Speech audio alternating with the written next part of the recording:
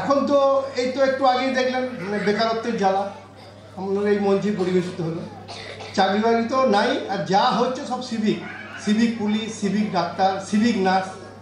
এরকম 7 দিনের ট্রেনিং নিয়ে এসছে একটি মেয়ে, নার্সিংয়ের চাকরি পেয়েছে একটা হসপিটালে। এবার ডাক্তারবাবু রুগী দেখেছে, রুগী দেখার পরে প্রেসক্রিপশন করে দিয়েছে।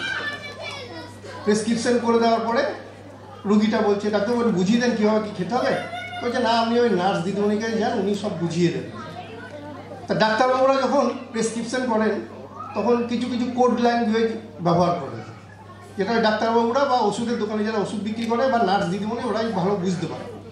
কিন্তু এতে সিভিক নার্স 7 দিনের ট্রেনিং কী শিখেছে কে জানে।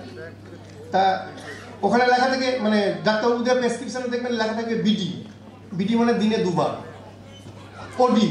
ওডি মানে দিনে 1 বার, পিসি মানে যে খাবার পর, তারপরে হচ্ছে এসি মানে হচ্ছে খাবার আগে, ট্যাব মানে হচ্ছে ট্যাবলেট, ক্যাপ মানে হচ্ছে ক্যাপসুল। তা ডাক্তারবাবু ওই রুগীটাকে দেখার পরে লিখে দিয়েছে 1 ট্যাব বিডি এসি 2 উইকস। রুগী তো কিছু বুঝবে না। এবার নার্স দিদিমণির কাছে গিয়েছে, নার্স দিদিমণি ওটা মানে ব্যাপারটা হওয়ার কথা ছিল, ডাক্তারবাবু যে ওষুধটা লিখেছে দিনে 2 বার করে খেতে হবে খাবার আগে। এবার নার্স দিদিমণি ওকে বোঝাচ্ছে, আপনি বাড়ি যাবেন, বাড়ি গিয়ে বিড়ি ধরিয়ে এসি চালিয়ে একটানা 2 সপ্তাহ ধরে ট্যাব দেখবেন।